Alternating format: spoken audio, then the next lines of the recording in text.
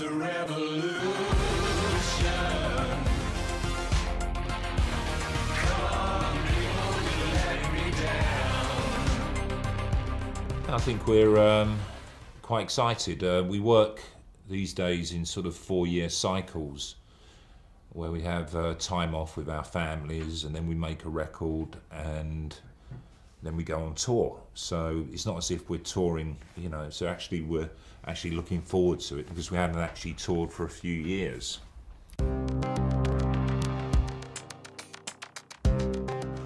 don't know, with the way we sort of work in the studio is like a team with us and the producer James Ford and a guy called Matrix Man and what's his name? Matrix Man. I say Matrix. Matrix Man, and it's a team role really, and the aim is to get the best out of the songs and make them as good as possible. It's never really worked like that. I mean, most of the time we sort of agree with each other. We also have this golden rule that if some Martin, Dave or myself really is against something, you know, we will agree with that person. And you know, sometimes it's Dave and me agreeing, and sometimes it's Dave and Martin and me not. So it's again, it's a team thing.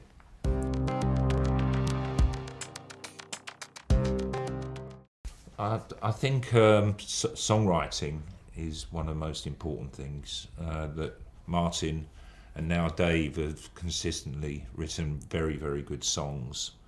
I think that's one of the main reasons.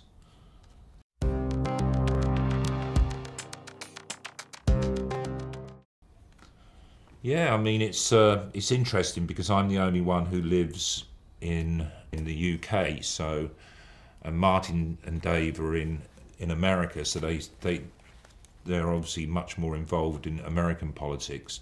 But you know, I was recording there last year, so I was very familiar with what was going on. And then, of course, we had Brexit.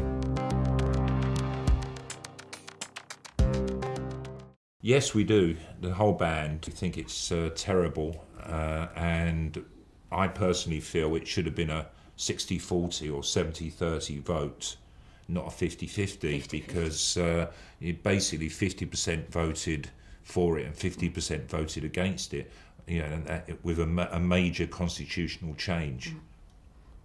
But I'm from London, and London overwhelmingly voted to stay, to remain, I think is the correct word.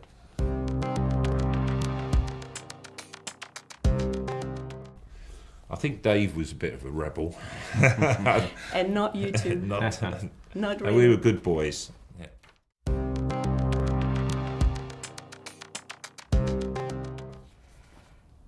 I think the major influence really for me when I was growing up was David Bowie, and he continued to be an influence for you know, his whole career really.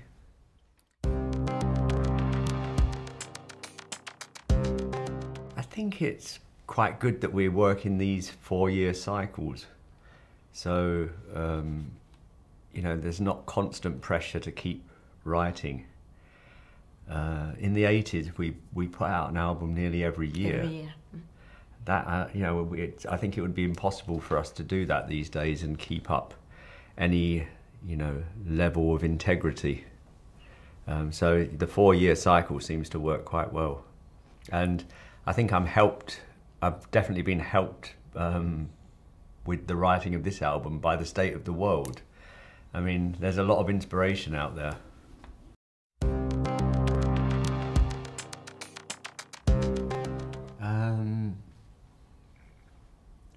I think it was like a cumulative effect. There were so many things that were going on. You know, the Syrian crisis was, you know, one of the, you know, the awful, you know, humanitarian crises that was happening. You know, in America, there were, you know, a lot of what felt like, you know, like the civil rights movement kind of was being pushed, turned. The clock had been turned back. It seemed like, with a lot of, you know, police shootings of black people, and you know, and these days they get recorded, and it really didn't look like, you know, the people were doing very much wrong. So obviously, you know, there was a lot of outrage in America.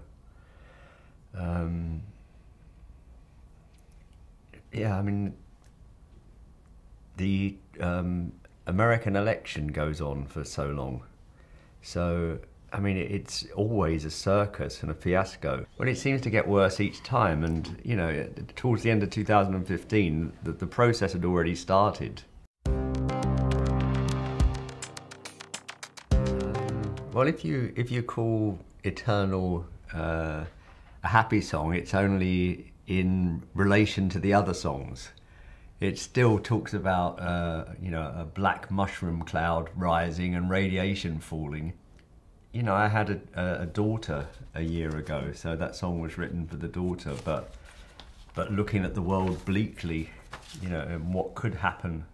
And, you know, at the moment, it is a very scary place with Trump in power and, you know, the North Korean situation. Who knows what is going to happen? At the moment, that's how I feel. But the very last song that I wrote for the album was So Much Love, because I felt that I had to write something positive. And, you know, I felt that I had to say that with all this going on, and doesn't matter what you do to me, there is still a lot of love in me.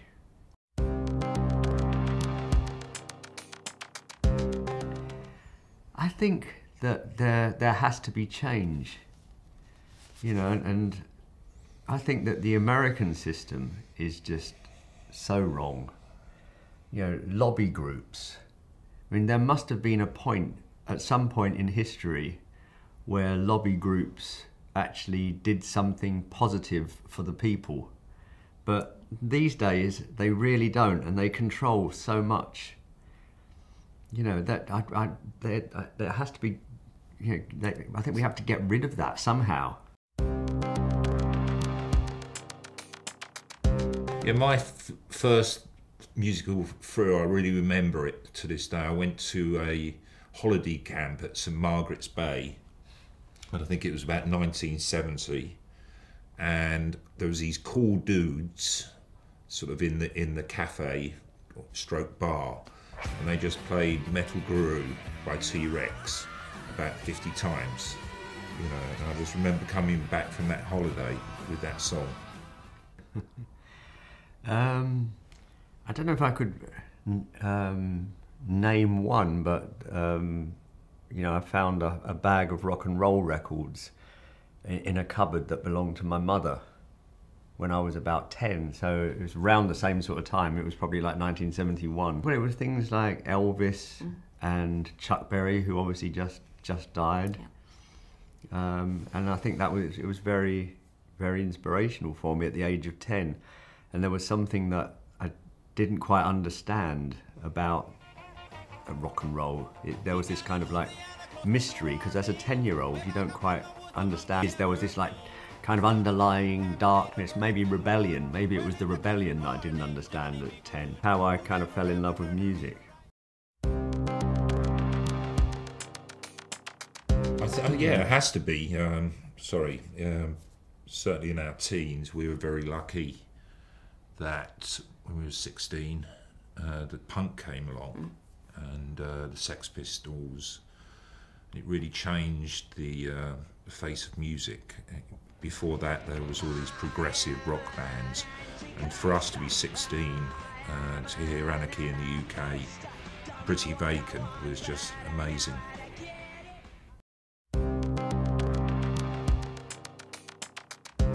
Probably should say the Johnny Cash version of Personal Jesus. Yeah, just because it was such an honour.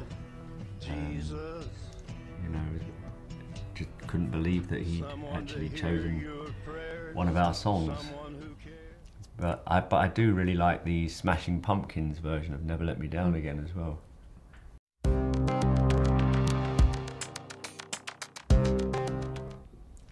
New Age.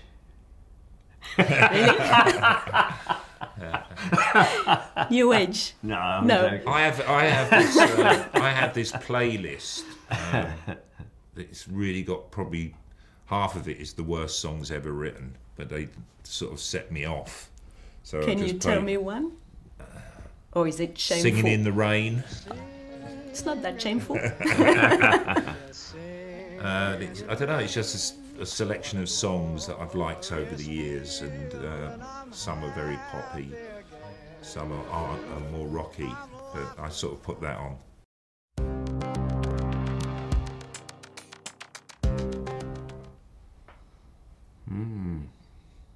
Well, we just... I think also going back to your question about Basildon as well, and also with something that I think all the group appreciate, and we've done a cover version of this song. It's Heroes by David Bowie, and that was sort of in Basildon, you know, when we were about 16 or 17, wasn't it? I think Cover Me, but you know, I'm really, for instance, into Backwards at the moment. You know, I don't know why, but really sort of playing that more than anything else. Yeah, I don't know if they still exist. I can't remember when we recorded. I mean, I joked in like that something the other day about the reggae version of Judas. I always remember that. But I can't even remember what format we recorded on in those days. They will come up sometimes, you never know, you know. Yeah.